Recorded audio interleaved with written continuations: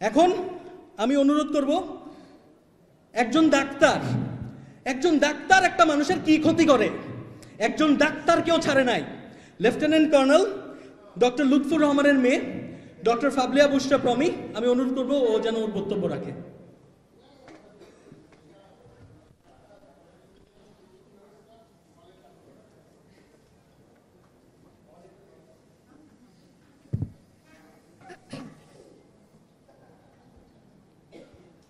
আসসালামু আলাইকুম, আমার নাম বুশরা। আমার বাবা শহীদ লেফটেন্যান্ট কর্নেল লুৎফুর রহমান খান। তিনি একজন ডাক্তার ছিলেন, তিনি বিডিআর হাসপাতালে কর্তব্যরত ছিলেন।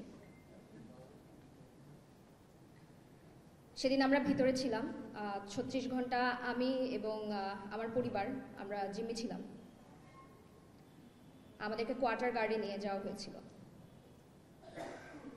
আমার অভিজ্ঞতা শুরু করার আগে আমি একটা কথা বলবো, সেটা হচ্ছে যে আপনারা যারা মিডিয়ার লোক আছেন বা দেশবাসী সবাই যারা দেখছেন, তারা সবাই জানেন যে আমরা ফেসবুকে পোস্ট করি বা আমাদের বিচার আচার বা আমাদের লেখালেখি আপনারা হয়তো অনেকে ফলো করে থাকেন। সেখানে কমেন্ট সেকশনে আমি একটা কথা পেয়েছিলাম একজনের পক্ষ থেকে, সেটা হচ্ছে যে সেদিন একজন সুবেদার মেজর ছাড়া অন্যরা প্রতিবাদ করেনি, কারণ তারা নিজেদের প্রাণ ভয় ভীত ছিল। তারা কেউ প্রতিবাদ করেনি কারণ তারা যদি প্রতিবাদ করতো তাহলে নাকি তারা সবাই সেদিন মারা যেত, বাকি অফিসারদের সাথে তারা সবাই মারা যেত। তো এটা থেকে আপনাদের মনের মধ্যে কি ধরনের ছবি ভাসে? আপনাদের কি মনে হয় যে তারা সবাই প্রতিবাদ না করে একরকম বাধ্য হয়ে অস্ত্র নিয়ে তারা দাঁড়িয়েছিল চুপচাপ? তারা দেখছিল অসহায়ের মতো, তারা খুব মনে প্রাণে চাচ্ছিল বাঁচানোর জন্য, কিন্তু তারা বাঁচাতে পারেনি? আপনাদের মনে কি চিত্রটা এরকম? আপনারা যখন সম্প্রচার করেন তারা জেল থেকে ছাড়া পাচ্ছে, কাঁদছে, তাদেরকে জড়িয়ে ধরছে তাদের সন্তানরা, আপনাদের মনে হয় এরা সবাই অসহায়ের মতো সেদিন হাহাকার করছিল অফিসারদের মৃত্যু দেখে? আমি আমার ফার্স্ট হ্যান্ড কাউন্ট, আমার নিজস্ব অভিজ্ঞতা শেয়ার করতে এখানে বসেছি। তারা কেউ প্রতিবাদ করে নাই, এটা অবশ্যই সত্য। যিনি প্রতিবাদ করেছিলেন তিনি শহীদ হয়েছেন, এটাও সত্য। ভেতরে যারা ছিল তারা শুধু প্রতিবাদ করে নাই, এটা তাদের অপরাধ না, তারা স্বতঃস্ফূর্তভাবে অংশগ্রহণ করেছিল। সেদিনের অপরাধ একমাত্র খুন করা না, সেদিনের অপরাধের সাথে অনেক কিছু ছিল। আমি জানি না আপনাদের আসলে এখানে বয়স কত বা আপনারা কতটুকু খবরে দেখেছেন। 2009 সালে যখন 36 ঘন্টা পরে আমাদেরকে ছাড়া হলো, আমরা যখন বের হয়ে আসছি এবং আমরা যখন টিভিতে দেখেছি, আমরা পরবর্তীতে যখন, আমার বয়স এখন 30, আমি এখনো পর্যন্ত কোনো খবর, কোনো লেখা, কোনো নিউজ, কারো ইন্টারভিউ আমি এখনো পর্যন্ত দেখতে পারি না। এবং আমি গর্ব করে বলি আমার নার্ভ যথেষ্ট শক্ত, কারণ আমি যা অভিজ্ঞতা, আমি নিজে যা এক্সপিরিয়েন্স করে আসছি, এটার পরে আমার পক্ষে সম্ভব না কোনো কিছু দেখে সহ্য করা, যেটা আপনারা টিভিতে দেখেন। এবং টিভিতে 20%ও আসে নাই ভিতরে যা হচ্ছিল। এটা 25শে ফেব্রুয়ারির ঘটনা। সারা সপ্তাহ আমাদের সবার বাবারা ব্যস্ত ছিল। 25শে ফেব্রুয়ারির পরে বিডিআর সপ্তাহ শেষ হওয়ার পরে আমার বাবার আমাকে বইমেলায় নিয়ে যাওয়ার কথা ছিল।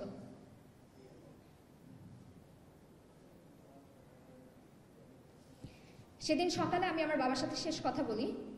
আমার বাবা যখন ফোন করেন বাসায় আমার মাকে, আমার মাও তখন ঘর থেকে, মানে উনি বাসা থেকে বের হয়ে যাচ্ছিলেন, উনি একটা ইউনিভার্সিটিতে একটা পোস্ট গ্রাজুয়েশন করছিলেন। শেষ মুহূর্তে আমার বাবা ফোনটা দেয় এবং আমাকে বলে যে, আমার ডাকনাম প্রমি, আমাকে বলে যে প্রমি তোমার আম্মাকে একটু ফোনটা দাও। শুধু 10 সেকেন্ড এদিক ওদিক হলে আমার মা সেদিন বের হয়ে যেত। সেদিন আমরা বাসায় একা থাকতাম। আমার একটা ছোট ভাই ছিল 6 বছর বয়স, আমরা একা থাকতাম। আমাদের সাথে আমার এক দাদা ছিলেন, আমার বাবার ছোট চাচা যিনি, তিনিও ছিলেন আমাদের বাসায় একজন সাহায্যকারী একজন ছিলেন। ঘটনার দিন 9:30 থেকে আমার সেদিন স্কুল ছুটি ছিল, সেদিন আখেরি চাহার সোমবার ছিল, আমার একেবারে স্পষ্ট মনে আছে। আমাদের যে বিল্ডিংটা ছিল, যে বাসাটায় আমরা ছিলাম, তার পাশে ছিল একটা মাঠ এবং ঠিক তার পাশে ছিল হচ্ছে ডিজি বাংলো। যখন গোলাগুলি শুরু হয় আমরা তখনও বুঝি নাই, কারণ আমরা যেহেতু মিলিটারি পরিবারের সন্তান, আমরা অনেক মহড়া দেখে অনেক কিছু দেখে আমরা বড় হই, যেখানে প্লেন যায় উপর থেকে, গুলির আওয়াজ হয়, এক্সারসাইজ হয়। আমরা কিন্তু ছোট থেকে গুলির আওয়াজ শুনে খুব একটা বিচলিত হতাম না, কারণ আমরা এই এনভায়রনমেন্টে বা এই পরিবেশে বড় হয়ে আমরা এভাবেই ইউজ টু। সেদিন যে আসলে গুলিটা যে অ্যাকচুয়াল গুলি ছিল এটা আমরা কেউ বুঝতেই পারি নাই, এবং যখন আমরা বুঝতে পেরেছিলাম আমরা তখন ধারণাও করতে পারি নাই যে আমাদের নিজেদের দেশের মানুষ না, শুধু যাদেরকে আমরা ভরসা করি আমাদের সুরক্ষার জন্য, যাদেরকে আমরা ভরসা করি আমাদের প্রোটেকশনের জন্য, তারাই এসে আমাদেরকে অ্যাটাক করছে। তখন একটা কথা খুব বলা হতো, রক্ষক যখন ভক্ষক। আমরা এটা বুঝতে পেরেছি। আপনারা ভাববেন ও আচ্ছা আমার বাবা মারা গেছে, এটা আমার একটা পার্সোনাল ট্র্যাজেডি, আমাদের এটা খুব ব্যক্তিগত একটা কোনো ব্যাপার না, এটার সাথে যে কতখানি বিট্রেয়াল জড়িয়ে আছে এটা আপনারা হয়তো কোনোদিনই অনুধাবন করতে পারবেন না। আমরা যখন বুঝতে পারি যে আসলে গোলাগুলি হচ্ছে, আমার মনে আছে আমার মা আমার বাবাকে ফোন করে চিৎকার করে কাঁদছে আর বলছে যে লুৎফর আমাদেরকে বাঁচাও, আমার ছোট ছোট বাচ্চা, আমি জানি না কোথা থেকে কারা অ্যাটাক করতেছে।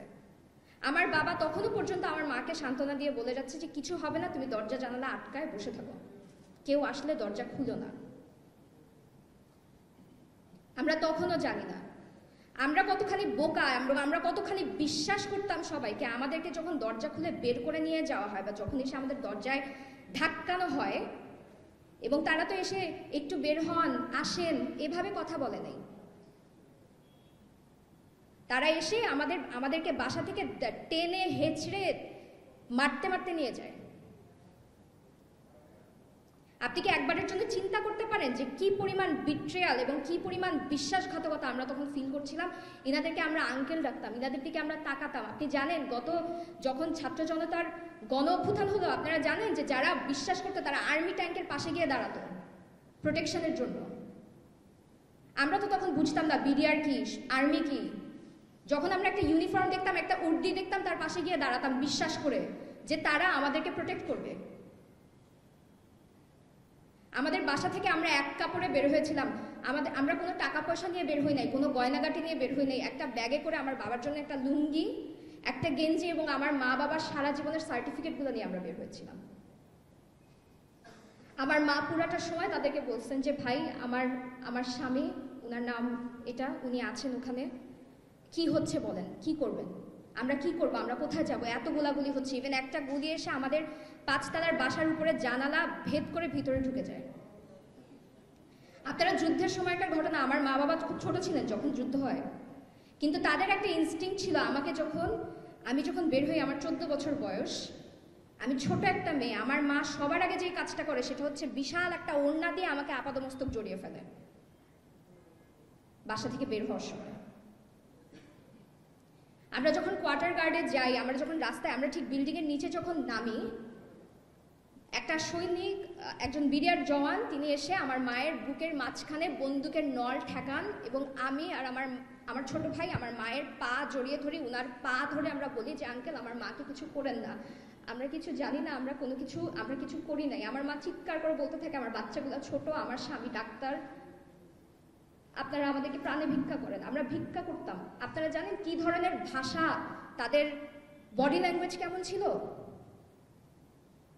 তারা কোনো অপরাধ বোধে ভুগে আমাদের কিছু করার নাই দেখে আমরা এখানে বন্দুক হাতে নিয়ে দাঁড়িয়ে আছি। ইট ওয়াজ নট লাইক দ্যাট।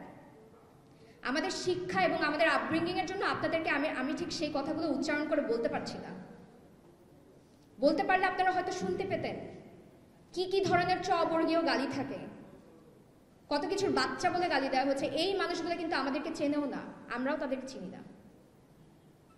উনারা যদি নিরপরাধ ছিলেন সেদিন, উনাদের এত দম্ভ, উনারা সবাই নিরপরাধ, কেউ কিছু করেন, তাহলে সেদিন মুখ ঢেকে আসছিলেন কেন আমাদেরকে মারতে? উনারা সেদিন থেকে প্রচার করতে চান যে আমরা সবাই অপরাধী, আমাদের বাবারা খারাপ, আমাদের বাবারা তো মুখ লুকায় কোথাও পালায় নাই। সেখানে তো তারা গুলি খেয়ে মারা গেছে, তারা তো নিজেদের র্যাঙ্ক খুলে ফেলে নেই, তারা তো নিজেদের ইউনিফর্ম খুলে ফেলে নাই, তারা তো তাদের র্যাঙ্ক ব্যাজ নেম প্লেট খুলে মুখে গামছা পেঁচায় নেই। তো যারা এত নিরপরাধ আজকে আপনারা বলে বেড়াচ্ছেন, প্রচার করে বেড়াচ্ছেন, যারা এত নিরপরাধ, যাদের এত বিবেক, তারা সেদিন মুখ ঢেকে আমাদেরকে মারতে আসছিল কেন? আমরা যখন কোয়ার্টার গার্ডে যাই আমরা ভয়াবহ উগ্রতা দেখি। আমাদেরকে যে মারতে মারতে নিয়ে যায়, এটা নিয়ে তাদের উল্লাসের শেষ ছিল না। কি শত্রুতা ছিল তাদের সাথে আমাদের। না তারা আমাদের সাথে কোনোদিনও বসে এক কাপ চা খাইছে, না আমরা খাইছি, না তাদের সাথে আমাদের কোনো বাকবিতণ্ডা হয়েছিল। হ্যাঁ, হতে পারে কারো কারো এজেন্ডা ছিল, কেউ কেউ হুজুগে কাজটা করেছে।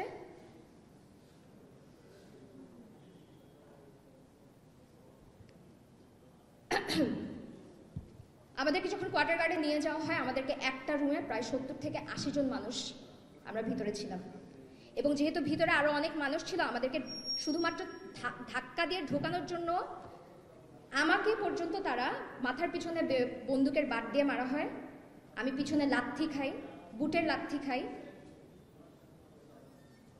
আমার সাথে আমার দাদা যিনি ছিলেন বয়স্ক ব্যক্তি, উনাকে লাথি মারা হয়।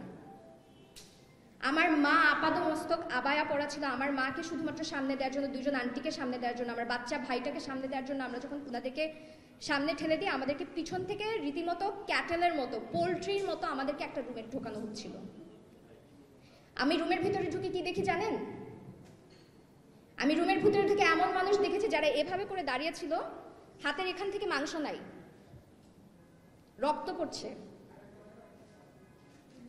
এলো পাতারি তারা বেয়নেট দিয়ে খুঁচিয়েছে। আমার পাশে একজন আঙ্কেল ছিলেন, আমি একটু নড়লেই উনি হঠাৎ করে বিরক্ত হয়ে উঠতেন। আমি চিন্তা করতেছি যে আমরা কেউই এখানে দাঁড়াতে পারি না, বসতে পারি না, আমি নড়লে উনি বিরক্ত হচ্ছে কেন। আমি যখন সরে গেলাম তখন আমি দেখলাম যে আমি এক পুল রক্তের মধ্যে বসে আছি। উনি একজন অফিসারও না, উনি কেউ না, উনি একজন অফিসারের বাসায় একজন গেস্ট হিসেবে আসছেন। তাদেরকে আপনারা নিরপরাধ বলছেন? তারা 5 মিনিট পর পরে এসে আমাদেরকে খুন করার হুমকি ধামকি দিচ্ছিল। গ্রেনেডের রিং খুলে তারা সেলের ভিতরে ঢুকে দেওয়ার চেষ্টা করছিল। তুই ছাড়া একটা কোনো কথা বলে নেই। 36 ঘন্টা ভিতরে বাচ্চা ছিল, বৃদ্ধ ছিল, অফিসারদের বাবা মারা ছিল, ছোট সন্তান নিউবর্ন বাচ্চা ছিল, কারোর কেউ এক ফোঁটা পানি খেতে পারে নাই। ডায়াবেটিসের রোগী ছিল, হাইপোগ্লাইসেমিয়া হয়ে পড়ে গেছে। আপনারা শুধু মনে করেন যে যারা খুনি শুধুমাত্র তারাই অপরাধী। আমার রাতের বেলা আমরা বাথরুমে যেতাম একসাথে, আমরা একা বাথরুমে যেতে পারতাম না, আমরা দল বেঁধে বাথরুমে যেতাম। রাতে যখন আমি বাথরুমে যাই, আমার 6 বছরের ভাই, আমার ছোট একটা ভাই, ও বাইরে দাঁড়িয়ে ছিল। ওকে তখন সেখানকার জওয়ান বন্দুক বের করে, গুলি বের করে বলে, দেখ এটা চিনিস, এটা চিনোস, তোর বাপরে মাইরা ফালেছে, তোরেও এটা দিয়ে মারবো। আপনি শুধু একবার চিন্তা করে দেখেন, একটা 6 বছরের ছোট একটা বাচ্চা।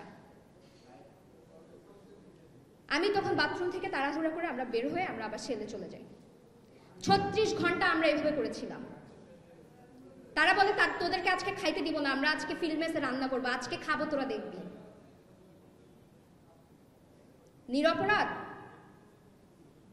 নিরীহ, নিরপরাধ, নিরস্ত্র আমাদের বাবারা ছিল, আমরা ছিলাম। সাকিব ভাই আপনাদের কাছে প্রশ্নটা দিয়ে গেছে, আমিও সেই প্রশ্নটাই দিয়ে যাব। আমরা আই উইটনেস টেস্টিমনি দিচ্ছি, আমরা এর কাছে শুনছি, ওর কাছে শুনছি, অমুক বলছে, ইন্ডিয়ান আসছিল, এই ইউনিফর্ম পরা ছিল, কিচ্ছু না। ইন্ডিয়া করাতে পারে, শেখ হাসিনা অর্ডার দিতে পারে, এক্সিকিউট কারা করছিল সেখানে? আর যারা এই ধরনের কথা, যারা এই ধরনের উগ্রতা উল্লাস করছিল, তাদের মোটিভেশনটা কি ছিল? যারা আজকে বাবাকে বুকে জড়িয়ে ধরতে পারছে 7 বছর পরে, তারা কিভাবে ভিকটিম হয়? আমার বাবাকে 32 জনের একটা গণকবরে খুঁজে পাওয়া গিয়েছিল 2 দিন পরে, তার মৃত্যুর 2 দিন পর। আমার বাবার মুখে আমি পানি দিতে পারি নাই, আমার বাবা একটা গোসল পায় নাই মৃত্যুর পরে। এখন আমার শুনতে হয় যে আমার চাইতে আরো অনেক কষ্টে আছে যারা এখন তাদের বাবাদেরকে ফুল দিয়ে বরণ করে নিচ্ছে, তারা এখন ভিকটিম। কারণ আমি ক্যামেরার সামনে এসে চিৎকার করতে পারছি না, আমি আবেগ বিক্রি করে ব্যবসা করতে পারছি না, তাই?